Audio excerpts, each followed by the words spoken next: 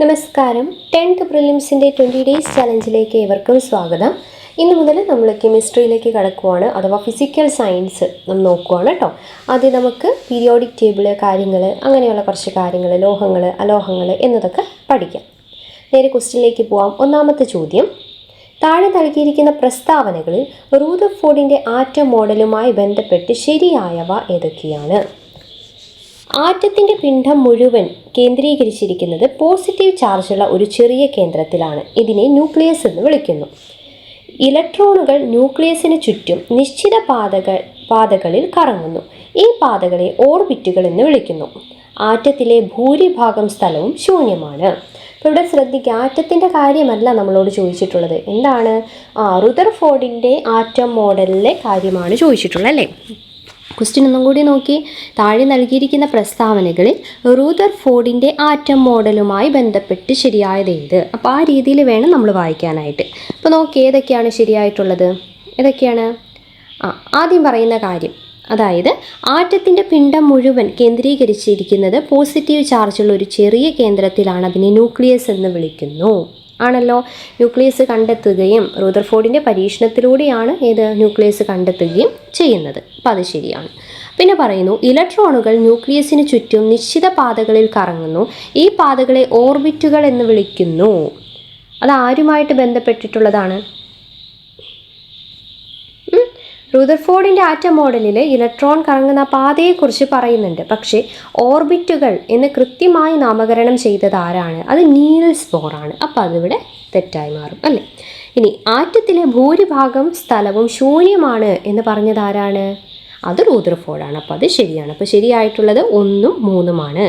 1ഉം 3ഉം option B ആണ് വരുന്നത്. അടുത്ത ചോദ്യം, ആറ്റം എന്ന പദം ആദ്യമായി നിർദ്ദേശിച്ച ശാസ്ത്രജ്ഞൻ ആരാണ്? ആറ്റം എന്ന പദം ആദ്യമായി നിർദ്ദേശിച്ച ശാസ്ത്രജ്ഞൻ ആരാണ്? ഡെമോക്രിറ്റസ് അല്ലേ?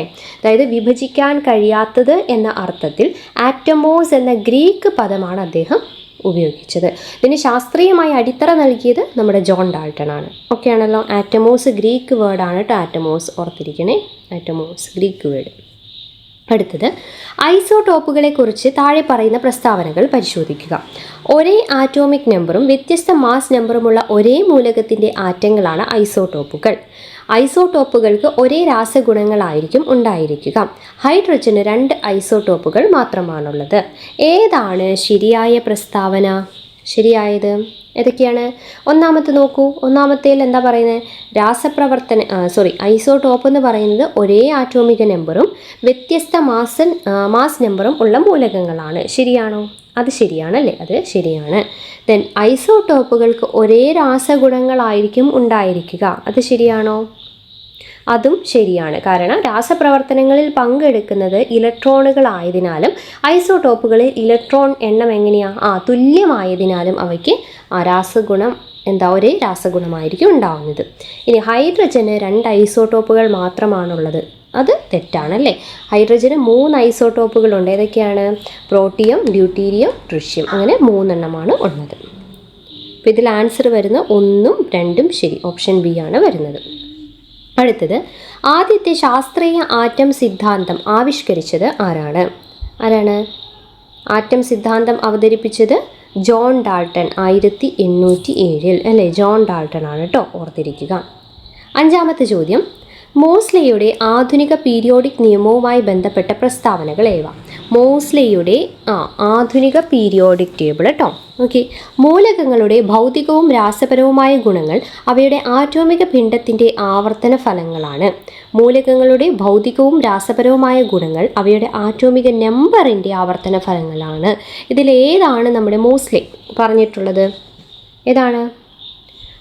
നമ്പർ, ആറ്റോമിക് നമ്പർ അല്ലേ? ഹെൻറി മോസ്ലെ നമ്മുടെ ആറ്റോമിക് നമ്പറാണ് മൂലകങ്ങളുടെ അടിസ്ഥാന സ്വഭാവം എന്ന് കണ്ടെത്തിയത്.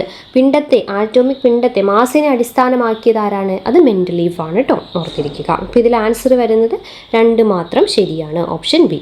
അടുത്തത്, ഇലക്ട്രോൺ കണ്ടുപിടിച്ച ശാസ്ത്രജ്ഞൻ ആരാണ്? ഇലക്ട്രോൺ ജെ തോംസൺ അല്ലേ? 1897 ഡിസ്ചാർജ് ട്യൂബ് പരീക്ഷണങ്ങളിലൂടെ നെഗറ്റീവ് കണങ്ങളെ കണ്ടെത്തി അല്ലേ? അതെ. കാഥോഡ് കിരണങ്ങളെ സംബന്ധിച്ച് ശരിയായ പ്രസ്താവനകൾ തിരഞ്ഞെടുക്കുക. ഇവ പോസിറ്റീവ് ചാർജുള്ള കണങ്ങളാണ്. ഇവ നേർരേഖയിൽ സഞ്ചരിക്കുന്നു. ഡിസ്ചാർജ് ട്യൂബിലെ വാതകത്തിൻ്റെ സ്വഭാവത്തിനനുസരിച്ച് കാഥോഡ് കിരണങ്ങളുടെ ഗുണങ്ങളിൽ മാറ്റം വരുന്നു. ഇപ്പം ശരിയായതാണ് ചോദിച്ചിട്ടുള്ളത്. ഏതാണ് ശരിയായിട്ടുള്ളത്? ഏതാണ്? രണ്ട് മാത്രമേ നേർരേഖയിൽ സഞ്ചരിക്കുന്നു എന്നത് മാത്രമേ ശരിയായിട്ടുള്ളൂ. അതായത് കാഥോഡ് കിരണങ്ങൾ നെഗറ്റീവ് ചാർജുള്ള ഇലക്ട്രോണുകളാണ്. അപ്പോൾ ഒന്നാമത്തെ തെറ്റാണ് അല്ലേ. പിന്നെയോ മൂന്നാമത്തെ സ്റ്റേറ്റ്മെൻറ്റ് എന്താ പറയുന്നത്? ഡിസ്ചാർജ് ട്യൂബിലെ വാതകത്തിൻ്റെ സ്വഭാവത്തിനനുസരിച്ച് കാഥോഡ് കിരണങ്ങളുടെ ഗുണങ്ങളിൽ മാറ്റം വരുന്നു എന്ന് പറയുന്നു. അത് ശരിയാണോ? അല്ല. കാരണം ഉള്ളിലെ വാതകം ഏതായാലും കാഥോഡ് കിരണങ്ങളുടെ സ്വഭാവം മാറില്ല. ഇനി ആനോഡില്ലേ, എന്നാൽ ആനോഡ് കിരണങ്ങളുടെ സ്വഭാവം വാതകത്തിനനുസരിച്ച് എന്ത് ചെയ്യും? മാറും കേട്ടോ. അപ്പോൾ അത് ഓർത്തിരിക്കും. അപ്പോൾ ഇവിടെ ശരിയായത് 2 മാത്രമേ ഉള്ളൂ, ഓപ്ഷൻ എ. അടുത്തത്, ആറ്റത്തിൻ്റെ പ്ലം പുഡിംഗ് മാതൃക അവതരിപ്പിച്ചത് ആരാണ്? പ്ലം പുഡിംഗ് മാതൃക ആരാണ്? വാട്ടർമെലൺ മോഡൽ എന്ന് വിളിക്കുന്നത് ജെ തോംസൺ അല്ലേ? ജെ തോംസൺ ആണ്. അടുത്തത്, ഡോബറൈനറുടെ ട്രയാഡ്സ് അതിനെ സംബന്ധിച്ച് ശരിയായ പ്രസ്താവന ഏതാണ്? ഒരേ ഗുണങ്ങളുള്ള 3 മൂലകങ്ങളെ ആറ്റോമിക മാസിൻ്റെ ക്രമത്തിൽ എഴുതുമ്പോൾ ആദ്യത്തെയും മൂന്നാമത്തെയും മൂലകങ്ങളുടെ ആറ്റോമിക മാസിൻ്റെ ശരാശരി രണ്ടാമത്തെ മൂലകത്തിൻ്റെ ആറ്റോമിക മാസിന് തുല്യമായിരിക്കും. ലിഥിയം, സോഡിയം, പൊട്ടാസ്യം എന്നിവ ഒരു ട്രയാഡിന് ഉദാഹരണമാണ്. അപ്പോൾ ശരിയായതാണ് ചോദിച്ചിട്ടുള്ളത്. ഏതൊക്കെയാണ് ശരിയായിട്ടുള്ളത്? 2 ശരിയാണല്ലേ. 1ഉം 2ഉം ശരിയാണ്. 1ഉം 2ഉം ശരിയാണ്. ഓക്കെ. ഇപ്പം എന്താ പറയുന്നത്? ആറ്റോമിക് മാസ് അത് ഓർത്ത് വെച്ചാൽ മതി. ഇപ്പം എക്സാമ്പിൾ പറയുകയാണെങ്കിൽ നമ്മുടെ ലിഥിയം, സോഡിയം, പൊട്ടാസ്യം എത്രയാണ്? ലിഥിയം, സോഡിയം, ആറ്റോമിക് മാസ് കേട്ടോ, പൊട്ടാസ്യം. അപ്പം ഇവിടെ ഈ ലിഥിയവും പൊട്ടാസ്യവും 7, 39 കൂട്ടിയപ്പോൾ 46. 46ൻ്റെ ശരാശരി അല്ലെങ്കിൽ നേർപകുതിയാണ് എത്ര?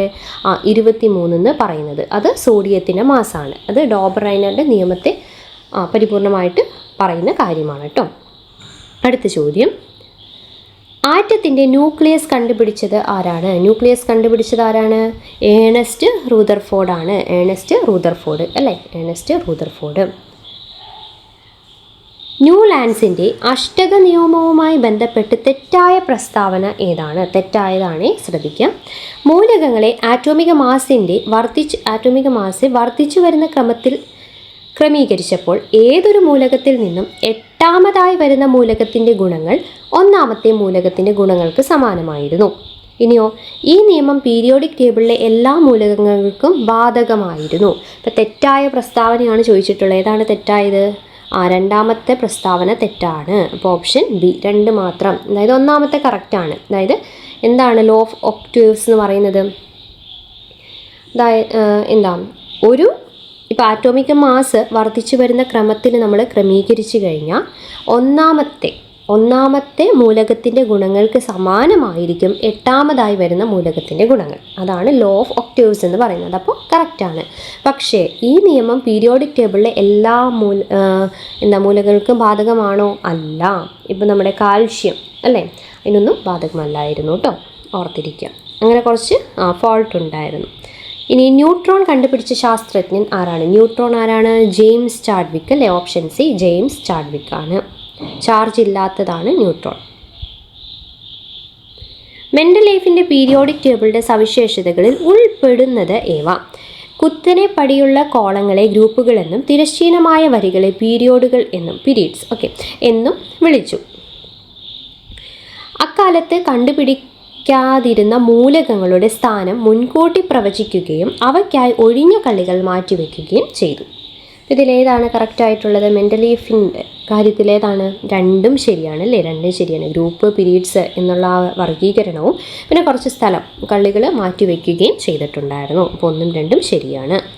ഇലക്ട്രോണിൻ്റെ ചാർജ് ഏതാണ്? ഇലക്ട്രോൺ നെഗറ്റീവ് ചാർജ് അല്ലേ? ഇലക്ട്രോണിന് നെഗറ്റീവ് ചാർജാണ് ഉള്ളത്.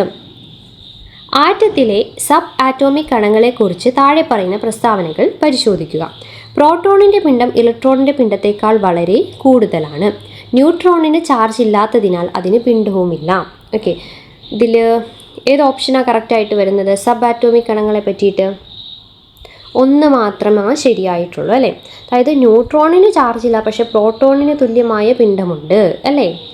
പിണ്ഡവും ഇല്ല എന്ന് പറയാൻ പറ്റില്ല. പ്രോട്ടോണിന് തുല്യമായ പിണ്ഡം അതിന് ഉണ്ട്, ചാർജ് ഇല്ല എന്നതേ ഉള്ളൂ. അപ്പോൾ രണ്ടാമത്തെ തെറ്റാണ്, ഒന്നാമത്തെ മാത്രമേ ശരിയായിട്ടുള്ളൂ.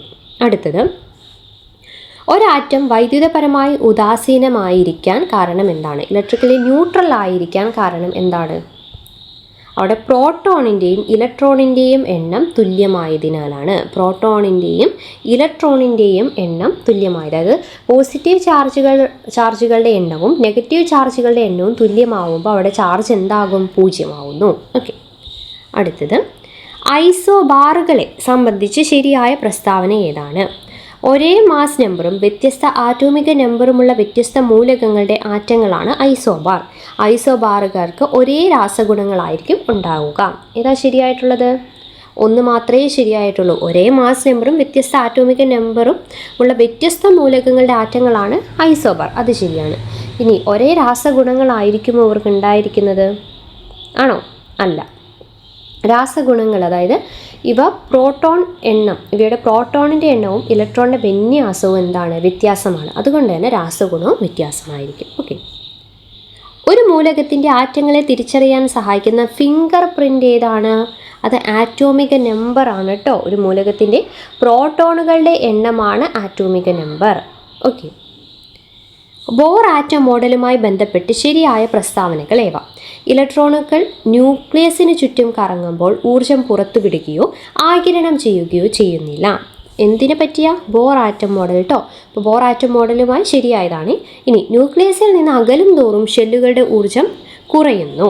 പ്രധാന ഷെല്ലുകളെ KLMN എന്നിങ്ങനെ സൂചിപ്പിക്കുന്നു. അപ്പോൾ ശരിയായത് ഏതൊക്കെയാണ് വരുന്നത്? 1 3 ശരിയാണ് അല്ലേ? 1 3 ശരിയാണ്. ഇവിടെ നോക്കി, ന്യൂക്ലിയസിൽ നിന്ന് അകലും തോറും ഷെല്ലുകളുടെ ഊർജം എന്ത് ചെയ്യുവാണ്? കുറയുകയല്ല, കൂടുകയാണ് ചെയ്യുന്നത്. അതാണ് അവിടെ തെറ്റിപ്പോയത്. ഓക്കെ. 20ാമത്തെ ചോദ്യം, ഹൈഡ്രജൻ്റെ റേഡിയോ ആക്റ്റീവായ ഐസോട്ടോപ്പ് ഏതാണ്? ഹൈഡ്രജൻ്റെ റേഡിയോ ആക്റ്റീവായത് ട്രിഷ്യമാണ് കേട്ടോ, ട്രിഷ്യം. പീരിയോഡിക് ടേബിളിലെ ഗ്രൂപ്പുകളെയും പിരീഡുകളെയും കുറിച്ചുള്ള പ്രസ്താവനകൾ. ആധുനിക പീരിയോഡിക് ടേബിളിൽ 18 ഗ്രൂപ്പുകളും 7 പിരീഡുകളുമുണ്ട്. ഒരേ ഗ്രൂപ്പിലുള്ള മൂലകങ്ങൾക്ക് ഒരേ എണ്ണം വാലൻസ് ഇലക്ട്രോണുകളായിരിക്കും ഉണ്ടായിരിക്കുക. ഏതൊക്കെയാണ് ശരിയായിട്ടുള്ളത്? 2 ശരിയാണ് അല്ലേ? 2 ശരിയാണ്. അടുത്തത്, ക്യാൻസർ ചികിത്സയ്ക്കായി ഉപയോഗിക്കുന്ന റേഡിയോ ആക്റ്റീവ് ഐസോട്ടോപ്പ് ഏതാണ്? ക്യാൻസർ ചികിത്സയ്ക്കായി ഉപയോഗിക്കുന്നത് ഏതാണ്? കൊബാൾട്ട് 60 ആണ് കേട്ടോ, കൊബാൾട്ട് 60. ദെൻ, ആൽക്കലി ലോഹങ്ങളെയും ഹാലോജനുകളെയും സംബന്ധിച്ച പ്രസ്താവനകൾ പരിശോധിക്കുക. 1ാം ഗ്രൂപ്പ് മൂലകങ്ങളെ ആൽക്കലി ലോഹങ്ങൾ എന്ന് വിളിക്കുന്നു. 17ാം ഗ്രൂപ്പ് മൂലകങ്ങളെ ഹാലോജൻസ് എന്ന് വിളിക്കുന്നു. ആൽക്കലി ലോഹങ്ങൾ അലോഹങ്ങളും ഹാലോജൻസ് തീവ്രയേറിയ ലോഹങ്ങളുമാണ്. ഇതൊക്കെ ശരിയായിട്ടുള്ളത് 1ഉം 2ഉം ശരിയാണ്. അതായത് 1ാം ഗ്രൂപ്പ് ആൽക്കലിയും 17ാം ഗ്രൂപ്പ് ഹാലോജൻസുമാണ്. എന്നാൽ 3ാമത്തെ നോക്കി, ആൽക്കലി ലോഹങ്ങൾ അലോഹങ്ങളാണോ? അല്ല, ആൽക്കലി ലോഹങ്ങൾ തീവ്രയേറിയത് അല്ലേ? തീവ്രതയേറിയ ലോഹങ്ങളാണ്. ഹാലോജൻസ് ആണ് തീവ്രതയേറിയ അലോഹങ്ങളുമാണ്. ഓക്കെ, അങ്ങോട്ടും ഇങ്ങോട്ടും മാറിപ്പോയി. അപ്പോൾ ഇതിൽ 1ഉം 2ഉം മാത്രമാണ് ശരിയായിട്ടുള്ളത്. അടുത്തത്, ഫോസിലുകളുടെ പ്രായം നിർണ്ണയിക്കാൻ ഉപയോഗിക്കുന്ന ഐസോട്ടോപ്പ് ഏതാണ്? ഫോസിലുകളുടെ പ്രായം നിർണ്ണയിക്കാൻ ഉപയോഗിക്കുന്നത് കാർബൺ 14 ആണ്, കാർബൺ 14. ആറ്റത്തിൻ്റെ പിണ്ഡവും നമ്പറുമായി ബന്ധപ്പെട്ട് താഴെ പറയുന്ന പ്രസ്താവനകൾ പരിശോധിക്കുക. ഒരാറ്റത്തിൻ്റെ മാസ് നമ്പർ എന്നത് അതിലടങ്ങിയിരിക്കുന്ന പ്രോട്ടോണുകളുടെയും ഇലക്ട്രോണുകളുടെയും ആകെത്തുകയാണ്. ആറ്റോമിക് നമ്പർ എന്നത് ആറ്റത്തിലെ പ്രോട്ടോണുകളുടെ എണ്ണത്തിന് തുല്യമാണ്. ഏതാണ് കറക്റ്റായിട്ടുള്ളത്? 2ാമത്തെ സ്റ്റേറ്റ്മെൻറ്റ് കറക്റ്റാണ് അല്ലേ? അതായത് ആറ്റോമിക് നമ്പർ എന്നത് ആറ്റത്തിലെ പ്രോട്ടോണുകളുടെ എണ്ണത്തിന് തുല്യമാണ്. എന്നാൽ മാസ് എങ്ങനെയാണ്? ഒരാറ്റത്തിൻ്റെ മാസ് നമ്പർ എന്നത് അതിലടങ്ങിയിരിക്കുന്ന പ്രോട്ടോണുകളുടെയും ന്യൂട്രോണുകളുടെയും ആകെത്തുകയാണ് അല്ലേ? ഇലക്ട്രോണിൻ്റെ പിണ്ഡം എന്താണ്? അത് നമ്മൾ ഉൾപ്പെടുത്താറില്ല കേട്ടോ, അത് ഓർത്തിരിക്കുക. അടുത്ത ചോദ്യം, ഒരു പ്രധാന ഷെല്ലിൽ ഉൾക്കൊള്ളാൻ കഴിയുന്ന പരമാവധി ഇലക്ട്രോണുകളുടെ എണ്ണം കാണിക്കാനുള്ള സൂത്രവാക്യം ഏതാണ്? ഫോർമുല ഏതാണ്? 2n² അല്ലേ? 2n² അല്ലേ? 2n² maximum capacity. ദെൻ, അലസവാതകങ്ങളുമായി ബന്ധപ്പെട്ട് ശരിയായ പ്രസ്താവന ഏത്? അലസവാതകങ്ങൾ പീരിയോഡിക് ടേബിളിലെ 18ാം ഗ്രൂപ്പിലാണ് ഇവ ഉൾപ്പെടുന്നത്. ഇവയുടെ ബാഹ്യതമ ഷെല്ലിൽ 8 ഇലക്ട്രോണുകൾ വീതമുണ്ട്, ഹീലിയം ഒഴികെ. ഓക്കെ, ഇവ സാധാരണ സാഹചര്യങ്ങളിൽ മറ്റു മൂലകങ്ങളുമായി എളുപ്പത്തിൽ രാസപ്രവർത്തനത്തിൽ ഏർപ്പെടുന്നു. ഏതൊക്കെയാണ് അപ്പോൾ ശരിയായിട്ടുള്ളത്? ഏതാണ്? 1ഉം 2ഉം ശരിയാണല്ലേ. അതായത് അലസവാതകങ്ങളുടെ ബാലൻസ് ഷെൽ, അതായത് പൂർണ്ണമായതിന് അവ എന്ത് ചെയ്യുന്നില്ല, രാസപ്രവർത്തനത്തിൽ ഏർപ്പെടാൻ മടിക്കുന്നു. അവർക്ക് ഒക്ടറ്റ് കോൺഫിഗറേഷൻ ഉള്ളതിനാൽ അവർ രാസപ്രവർത്തനത്തിൽ ഏർപ്പെടാൻ മടിക്കുന്നു. അതിനവ ഉദാസീന വാതകങ്ങളാണ്, രാസപ്രവർത്തനത്തിൽ ഏർപ്പെടാൻ മടിക്കുകയാണ് ചെയ്യുന്നത്. അപ്പോൾ അതുകൊണ്ട് 3ാമത്തെ തെറ്റാണ്. പിന്നെ അലസവാതകങ്ങൾ നമ്മൾ നോബിൾ ഗ്യാസസ് അല്ലെങ്കിൽ ഇനോട്ട് ഗ്യാസസ് എന്നൊക്കെ പറയുന്നത് 18ാം ഗ്രൂപ്പിലാണ് ഉൾപ്പെടുന്നത്. സാധാരണ ഊഷ്മാവിൽ വാതകാവസ്ഥയിലുള്ള ഇവ മറ്റു മൂലകങ്ങളുമായി രാസപ്രവർത്തനത്തിൽ ഏർപ്പെടാത്തതിനാൽ നിഷ്ക്രിയ വാതകങ്ങൾ എന്നും അറിയപ്പെടുന്നുണ്ട് കേട്ടോ, ഓർത്തിരിക്കുക. ഇപ്പോൾ ഹീലിയം, ദെൻ നിയോൺ, ആർഗൺ അല്ലേ, ക്രിപ്റ്റോൺ, റെഡോൺ അതൊക്കെയാണ് അതിൽ വരുന്നത്. പിന്നെ ഇതിൻ്റെ എന്താണ്, ബാഹ്യതമ ഷെല്ലിൽ പൂർണ്ണമായ ഇലക്ട്രോണുകൾ ഉള്ളതിനാൽ ഇവയുടെ ബാലൻസ് എപ്പോഴും എന്തായിരിക്കും, 0 ആയിരിക്കും. അതും ഒന്ന് ഓർത്തിരിക്കാം. ഇതാരാണ് ഈ മൂലകങ്ങൾ കണ്ടെത്തിയത്? വില്യം റാംസെ ആണ് കേട്ടോ. അലസവാതകങ്ങൾ വില്യം റാംസെ. അടുത്ത ചോദ്യം, എം ഷെല്ലിൽ ഉൾക്കൊള്ളാൻ കഴിയുന്ന പരമാവധി ഇലക്ട്രോണുകളുടെ എണ്ണം എത്രയാണ്? എം ഷെല്ലിൽ എത്രയാണ്? 18 അല്ലേ. എം ഷെല്ലിൽ 18 ആണ്. എം ഷെൽ എന്ന് പറയുമ്പോൾ എൻ എത്രയാ? 3. അപ്പോൾ 2n² എന്ന് പറയുമ്പോൾ എങ്ങനെ കാണും? 2 × 3². 2 × 3² എന്ന് പറയുമ്പോൾ 9, അപ്പോൾ 18, അങ്ങനെ 18 കിട്ടുന്നത്. അടുത്തത്, ട്രാൻസിഷൻ മൂലകങ്ങൾ അല്ലെങ്കിൽ സംക്രമണ മൂലകങ്ങളെ സംബന്ധിച്ച പ്രസ്താവനകൾ പരിശോധിക്കുക. പീരിയോഡിക് ടേബിൾ പ്രകാരം 3 മുതൽ 12 വരെയുള്ള ഗ്രൂപ്പുകളിലെ മൂലകങ്ങളാണ് സംക്രമണ മൂലകങ്ങൾ. ഇവയെല്ലാം അലോഹങ്ങളാണ്. ഏതൊക്കെയാണ് ശരിയായിട്ടുള്ളത്? 1 മാത്രമേ ശരിയായിട്ടുള്ളൂ അല്ലേ, 2 തെറ്റാണ്. ആവർത്തന പട്ടികയിൽ 3 മുതൽ 12 വരെയുള്ള ഗ്രൂപ്പുകൾ, അതായത് ഡി ബ്ലോക്ക് മൂലകങ്ങളെയാണ് നമ്മൾ ട്രാൻസിഷൻ അല്ലെങ്കിൽ സംക്രമണ മൂലകങ്ങളെന്ന് വിളിക്കുന്നത്. ഇനി ഈ ഡി ബ്ലോക്ക് മൂലകങ്ങളാണ് അവയെല്ലാം ശരിക്കും പറഞ്ഞാൽ കഠിനവും ഉയർന്ന തിളനിലയുമുള്ള ലോഹങ്ങളാണ്. അലോഹമല്ല, ലോഹമാണ് കേട്ടോ.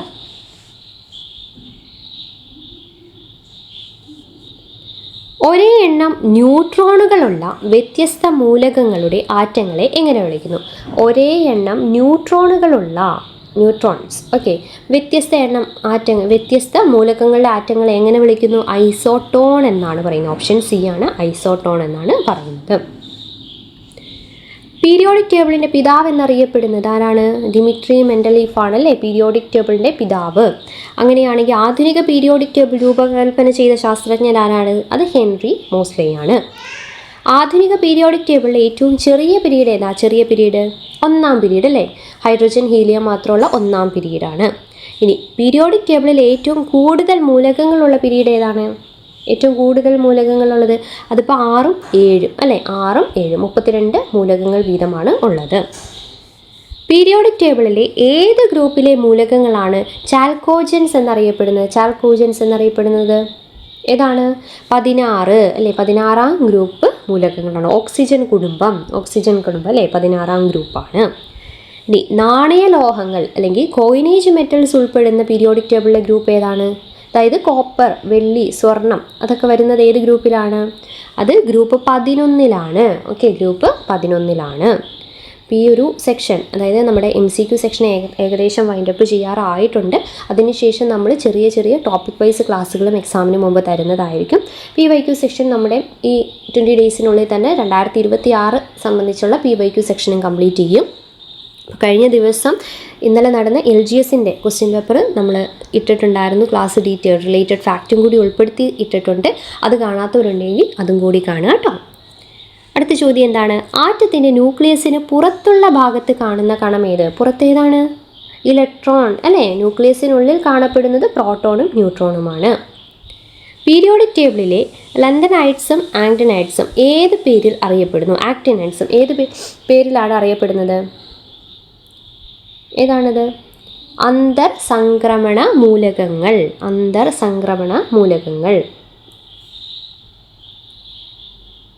F ബ്ലോക്കിൽ സ്ഥിതി ചെയ്യുന്ന ലാന്തനൈഡും ആക്ടിനൈഡും.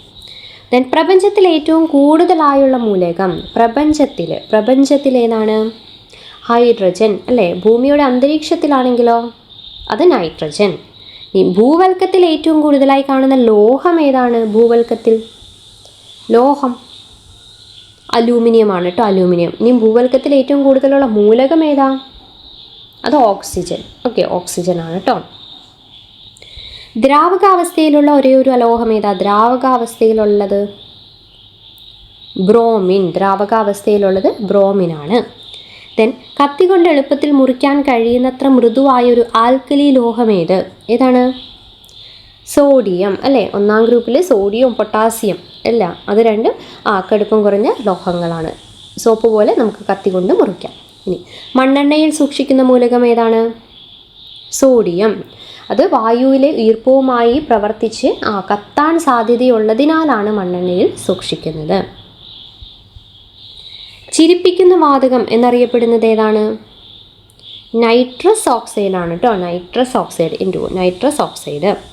ദെൻ ബൾബുകളിൽ നിറയ്ക്കാൻ ഉപയോഗിക്കുന്ന അതിൽ നിറയ്ക്കാൻ ഉപയോഗിക്കുന്ന പ്രധാന അലസവാതകം ഏതാണ്? അത് ആർഗൺ ആണ് കേട്ടോ. ആർഗൺ. ഫിലമെൻ്റ് ബൾബുകളിൽ ടങ്സ്റ്റൺ ഫിലമെൻ്റ് ഒക്കെ ഉണ്ടല്ലോ, അതിന് ആർഗൺ. ഓക്കെ, അപ്പോൾ പലതും ഉണ്ട്. അപ്പോൾ ആർഗൺ. കൃത്രിമമായി നിർമ്മിച്ച ആദ്യത്തെ മൂലകം. കൃത്രിമമായി നിർമ്മിച്ചത് ഏതാണ്? ആദ്യത്തെ മൂലകം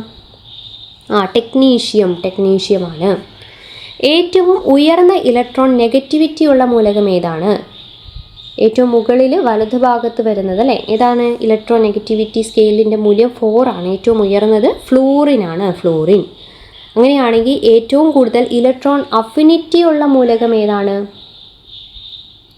അത് ക്ലോറിൻ ആണ് കേട്ടോ. ക്ലോറിൻ. ദെൻ ഏറ്റവും ഭാരം കുറഞ്ഞ ലോഹം ലിഥിയം. ഏറ്റവും ഭാരം കുറഞ്ഞത് ലിഥിയമാണ്. ഏറ്റവും ഭാരം കൂടിയത് അല്ലെങ്കിൽ സാന്ദ്രത കൂടിയ ലോഹം ഏതാ? അത് ഓസ്മിയമാണ് കേട്ടോ. ഓസ്മിയം. ലാസ്റ്റ് ചോദ്യം, റേഡിയോ ആക്റ്റീവിലുള്ള ഒരേ ഒരു അലസവാതകം ഏതാണ്? റെഡോൺ ആണ് കേട്ടോ. റെഡോൺ. ഓക്കെ, റേഡിയോ ആക്റ്റീവ് ഉണ്ടാവുന്നത്. അപ്പോൾ 50 ചോദ്യങ്ങൾ നമ്മൾ പഠിച്ചു. ഈ ഒരു സെക്ഷൻ എല്ലാവർക്കും യൂസ്ഫുൾ ആണെന്ന് കരുതുന്നു. നമ്മുടെ ചാനൽ സബ്സ്ക്രൈബ് ചെയ്യാത്തവരുണ്ടെങ്കിൽ സബ്സ്ക്രൈബ് ചെയ്യുക. ക്ലാസ് ഇഷ്ടമാവുകയാണെങ്കിൽ ലൈക്ക് ചെയ്യാനും മറക്കരുത്. താങ്ക്